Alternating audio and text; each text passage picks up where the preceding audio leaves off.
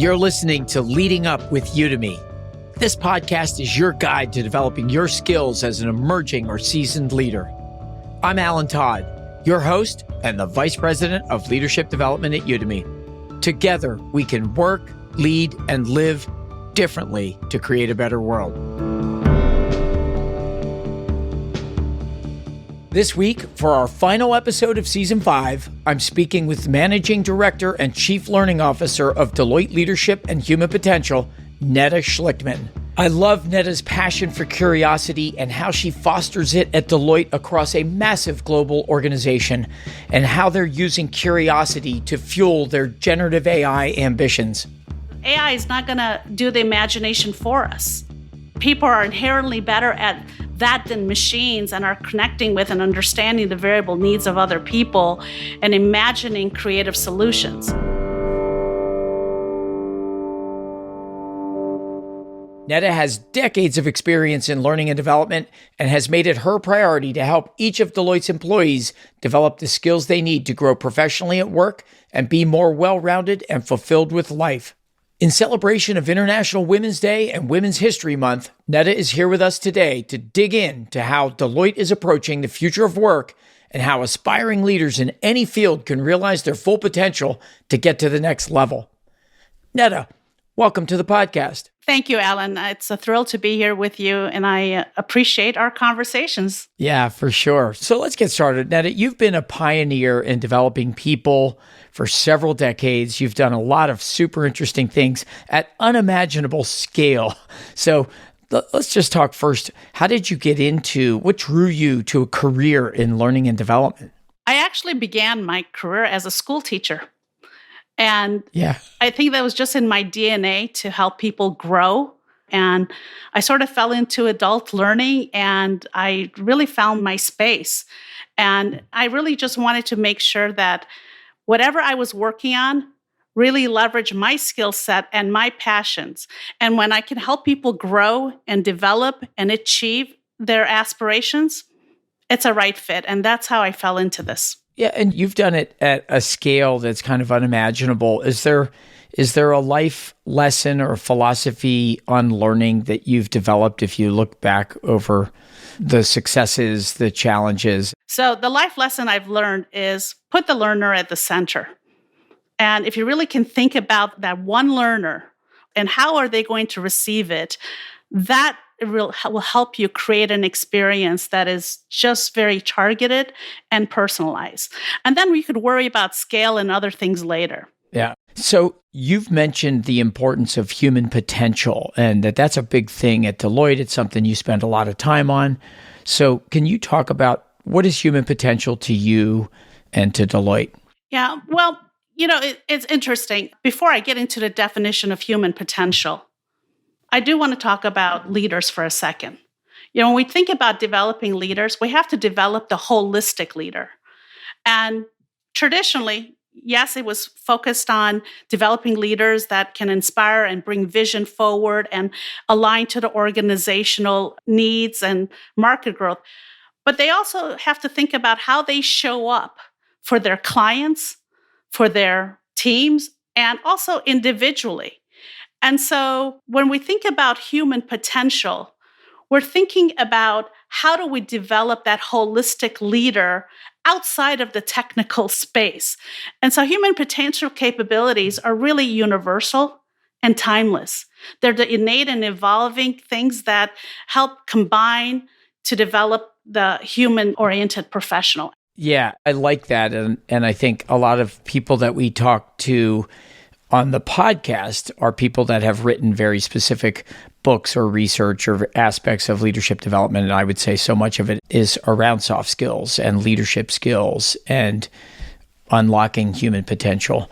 So can we talk a little bit about what some of those kind of human skills are that you all are focused on? Yeah, what I'll share with you is we've done a lot of research. And we've looked at all the luminaries out there, and we've also been working with our integrated mental health organization within Deloitte. So this is really science and research based. And the agenda that we have for our professionals in the space of human potential really fall under several buckets. One, we're trying to ensure that we are enabling care for others, for themselves, and whatever situation. So, care is an important element of human potential. The second area is how people adapt. How do they adapt in the face of a very dynamic market or technological changes? How do they adapt when they fail? And what do they learn and grow in that? Additionally, how do they instill trust? How do they instill trust in the relationships they're forming so that they can actively grow it and maintain it? The other element of the human potential is inspiration. And how can you inspire through your own personal authenticity, through your words, through your commitment to drive whatever vision that you're trying to drive? The other thing, we have a world that's really distracted. There's so many distractions in front of us, and we're getting hit with priorities left and right.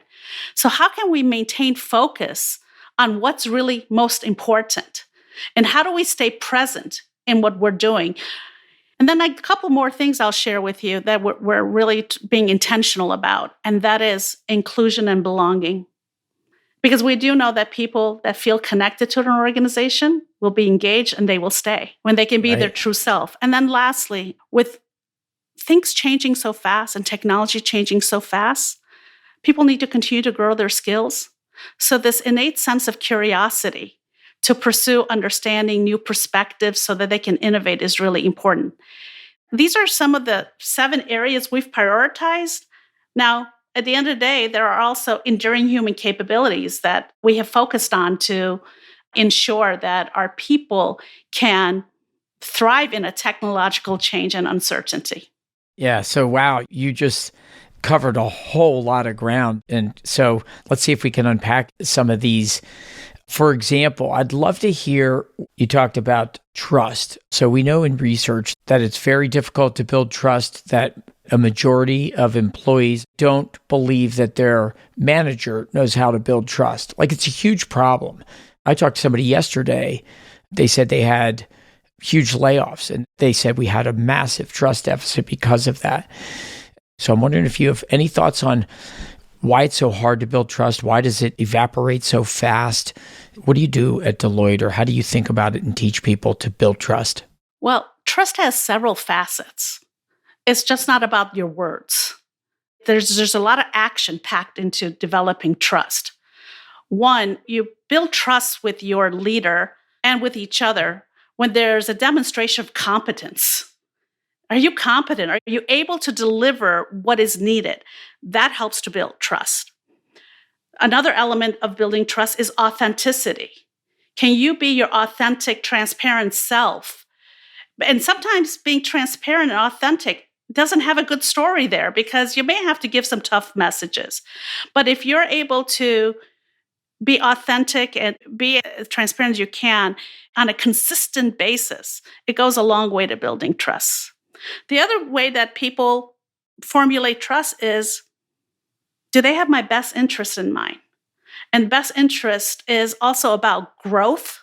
It's about empathy, right? There's a lot to unpack there. So when we think about trust, we have to really look at it from many facets, and there are spectrums. And the relationship piece of trust is also where, if you're demonstrating some of the things I just mentioned, you're going to have mishaps. You're not going to show up as your authentic self. There's going to be things you don't know from time, but that gives you that forgiveness. Yeah. So what happens if you're early in your career and you don't even know what your authentic self is? Like, you haven't even discovered it yet. And so as I think about authenticity and transparency, as you described, and they're critical to building trust, is there any advice you have or anything you all think about for the younger generations or early career? You know, some people are afraid to be authentic or afraid to speak up or afraid to be transparent because fear of looking stupid or embarrassment or so on.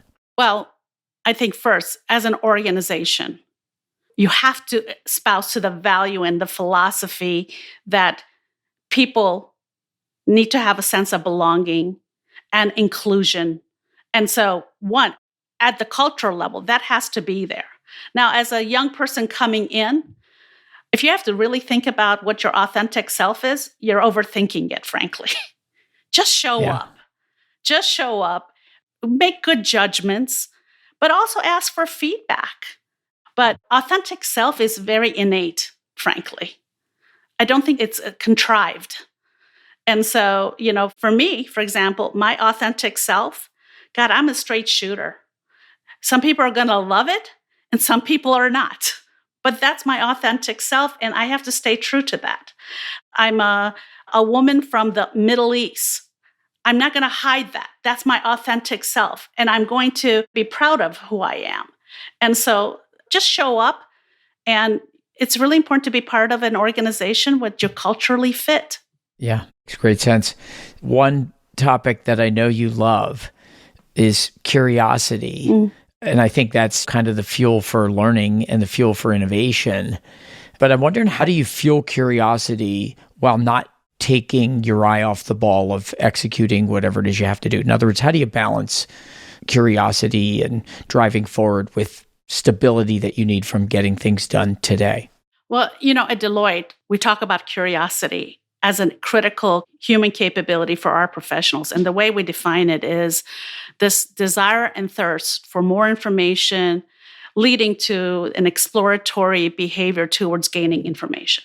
Now, in an ever-evolving technological world, a world of AI, curiosity is crucial. If you think about the World Economic Forum top skills, curiosity is the center of a lot of them. You got to be curious in order to be able to analyze a situation from different angles. Creative thinking, that requires creativity. That might be research, that might be et cetera. I can go on, and every single top skill that was identified has curiosity at the center of it. So what we do know is technology will change around us. It is our insatiable thirst for knowledge and gaining information that is going to help us thrive. So how do you nurture curiosity? Yeah, some of our best programs really do nurture curiosity. And the way we do that is really through experiential learning.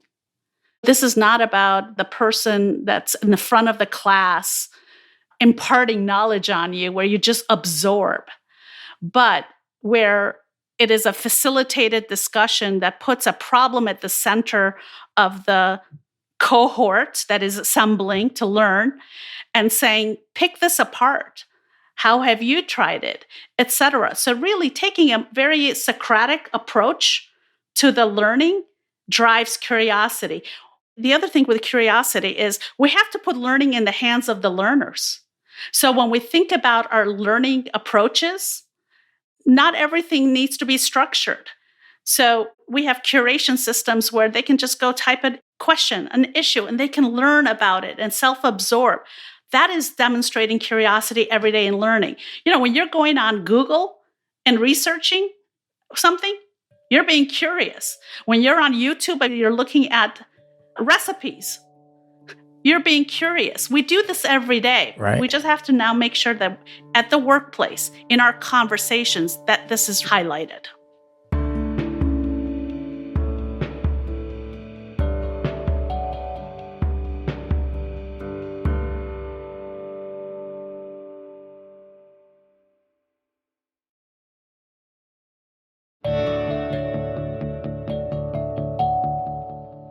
So we've covered curiosity. We talked about trust. So there's another area that I'm really interested. You said care for others, and it makes me think about a number of different things that we've seen from the research that managers aren't very good on average at caring for others. And Gallup studied what makes someone a manager, right? And the number one reason they get promoted to management is because they're good at whatever they did in their non-management role. And the number two reason is tenure. And so what they found in their research, and I could probably point to 5 other versions, is that managers aren't very good at that caring or the emotional intelligence and social intelligence. And I know that's an area that you all have focused on. So do you feel like you've cracked the code? And if so, how? I'm really actually very proud of the position that Deloitte has taken in this space, caring for the individual, for their physical, emotional, financial elements that's important to them. We've had a well-being agenda for a long time at Deloitte. Another element of care is, you mentioned, empathy, helping our leaders, but not just our leaders, peers, when you're talking to peers.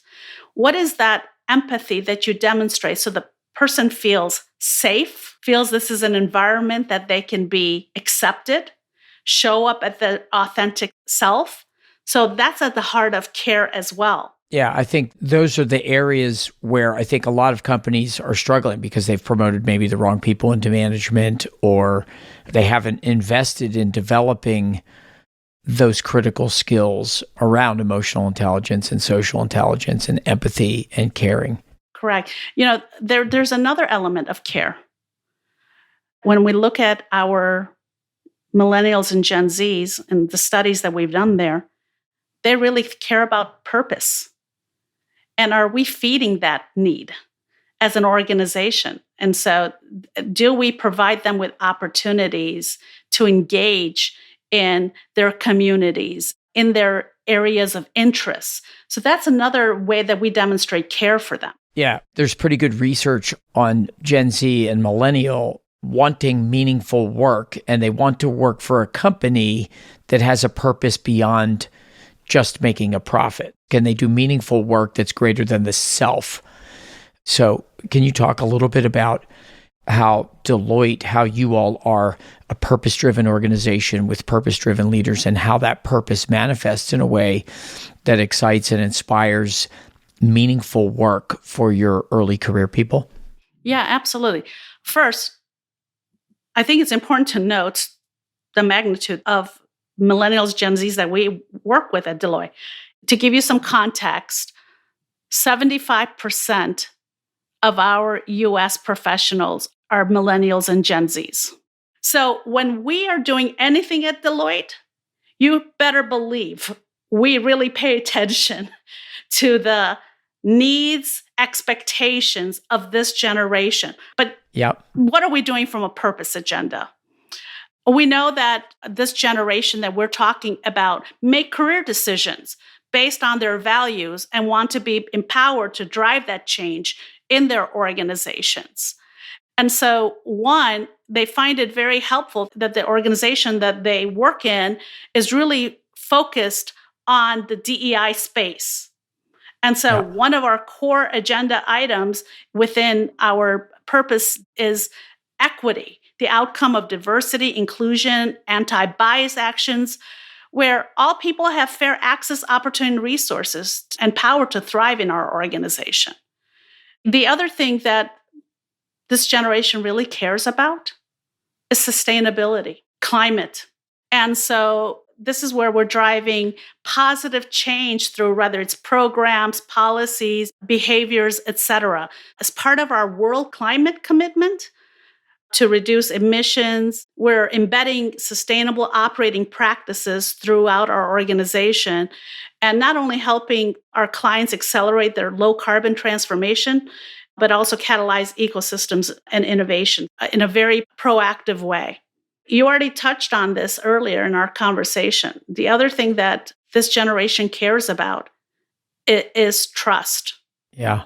Right? Oh, yeah. And so we've talked about that in terms of the values and practices.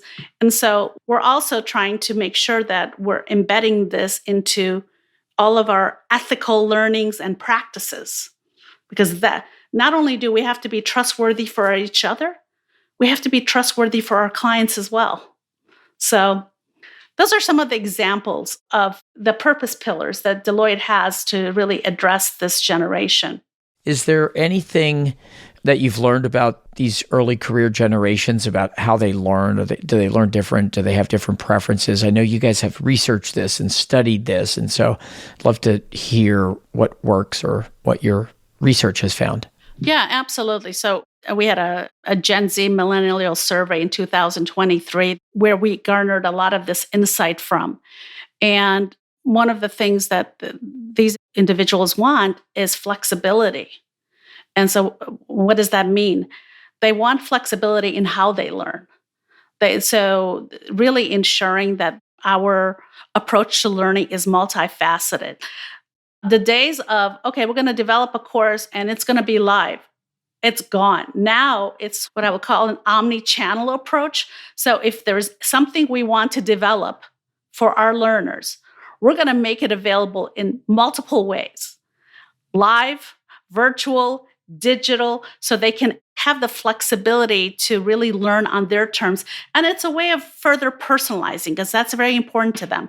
But interestingly, through that survey, what we did learn is that they do enjoy that face-to-face interaction with their cohorts. So everybody thinks they're digital natives. And while that is true, what we learned through our research is they value on-the-job learning and mentorship as a critical component of learning. Then again, there are some that are time-starved. They want it in a different way. So the challenge for people that are sitting in the learning space is we have an audience that wants it in multiple ways. And so our work is sort of cut out for us, that we have to deliver it such. Yeah, they want it in every way. As you think about the early career people, do you have any advice on career success? What do the top performers do, or emerging superstars? What habits or practices, or just anything that you sort of could think of that might be useful for our listeners to start to build some new habits or behaviors? Yeah. One of the most critical things to build in terms of behaviors and habits early in your career is, we've talked about this, curiosity. Be really willing to learn, to ask, to seek guidance. That's really important. The other thing that I would say is resilience. And the way that Deloitte defines resilience is a willingness to persevere in the face of rapid change or challenges or circumstances, and really being able to figure out how to navigate through that. And so early in your career, really think about how you receive feedback. Feedback is a gift. And a lot of times people get feedback and they make it into something very catastrophic. Oh my gosh, I got this feedback. No, feedback is a gift. And through that feedback, learn what to do with it and persevere through that. And build a tough skin, because that's how you're going to grow. The other is get yourself out of your comfort zone. And by getting yourself continuously out of your comfort zone and being able to pivot rapidly, you become more agile to an organization.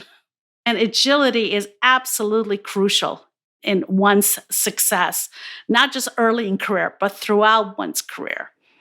And I guess the last thing I would say is one can't just expect empathy. One has to give empathy. So think about how you speak from a place of empathy, how you listen from a place of empathy, and how you are inclusive from a place of empathy. That's also crucial. Wow. That's powerful. So curiosity, resilience, persevering in the face of change, navigating through it. Get out of your comfort zone. I love that, so that you can become more agile, which makes you more valuable to the firm. And really kind of cool what you just said about give empathy, which I don't think we ever think of it that way. Like when we think about it, it's a two-way street. So being empathetic back, it made me think about how we've become more distracted as a society, and people don't listen as empathically as they used to, because we're more distracted now and looking at phones and doing other things. And I think those are really bad habits that we have to all learn to break, which is that when we're speaking to someone, we don't just grab our phone and look at it. And that's part of the focus that I was talking about earlier. Focus is about showing up and being there in the moment for that situation, for that individual. So spot on, Alan. Yeah, these are just absolute pearls of wisdom, Neda. Thank you. Beautiful stuff. Okay, so let's talk about GenAI. Everybody in the whole world is talking about it. You all are leaders in advising clients on this, and you've got to figure out how to develop people to not just upskill in AI and GenAI to build the capability for the firm, but there's also the human side of AI. So I'd like to hear just your whole take on where you're at in terms of how's the firm thinking about AI, and then maybe how are you thinking about it from a learning perspective? Yeah, you're absolutely correct. We are laser focused on the space of AI. And so through our Deloitte Tech Academy, we have individuals and specifically going through our AI Academy programs, going through that in a rapid way. And every individual at Deloitte has access to AI learning. In fact, all of our leaders are required to go through some AI learning that's happening currently. Having said that, AI has raised a lot of questions. So, okay, is AI going to take over the world? And so one of the things that we need to consider is if humans can use generative AI to complete tasks faster, easier, or better than they could before because the technology has certain skills, then we can start to think about tasks differently. But the key to the success is not technology replacing jobs, but rather what are the tasks that are being replaced and what is the work that needs to be done by humans. And so the way we're thinking about it, humans in the age of generative AI hinges on a renewed focus on humans. Now more than ever, we need to lean into our human skills in order to, one, advance to technology through our forward thinking, our adaptability, our curiosity. We also need to lean into developing responsibility. And so how do we use AI in a critical way and have critical thinking? How do we use it in an inclusive way? How do we lean into our human skills in order to thrive amidst disruption through our resiliency, our agility, our motivation? And how do we, in an AI world, connect, adapt, and imagine? Because AI is not going to do the imagination for us. People are inherently better at that than machines and are connecting with and understanding the variable needs of other people and imagining creative solutions. And lastly, in the world of AI, how do we, again, continue to care for each other through the trust, through the emotional intelligence and empathy? AI is not going to replace that. We still need to connect as professionals, using AI as a tool to replace tasks and activity, not doing the critical thinking for us. So that's the way we're thinking about it. So the humans are in control and AI is the tool, not the other way around. Correct. The technology serves as a tool for human empowerment. Yeah. Right? And it's just as it's always meant to be. They said never talk about the technology first. Talk about the business problem. Talk about what you're trying to solve.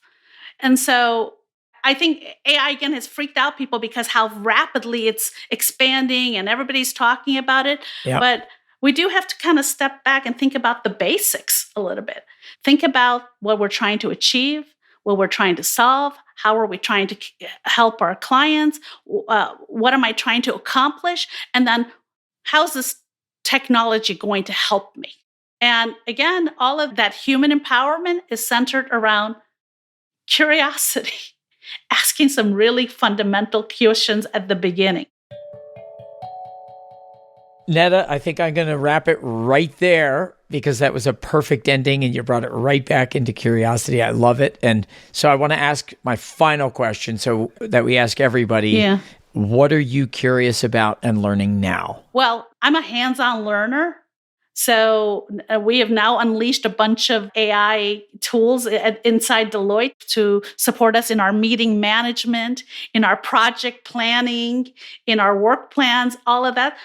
So I'm just getting my hands dirty in that just to figure out how we can use that to drive efficiency. So that's what I'm most curious about right now. Beautiful. All right, Neda, thank you so much for joining us on the podcast. Thank you very much, Alan, for having me. And I hope that there's some nuggets that everybody can pull from. Thanks again to Neda Schlictman for joining us today on the podcast. Follow Leading Up, a podcast from Udemy Business, wherever you find your podcast. We'll be back next Wednesday with another episode to help you level up your leadership skills. Follow the show so you never miss a new episode. And if you like the show, leave a rating or a review. We love the feedback, and it really helps us to find new listeners. To learn more about Leading Up or how Udemy can help you develop leaders at scale and move business forward, visit business.udemy.com. The Leading Up podcast is produced in partnership with Pod People. Our original theme is by Soundboard.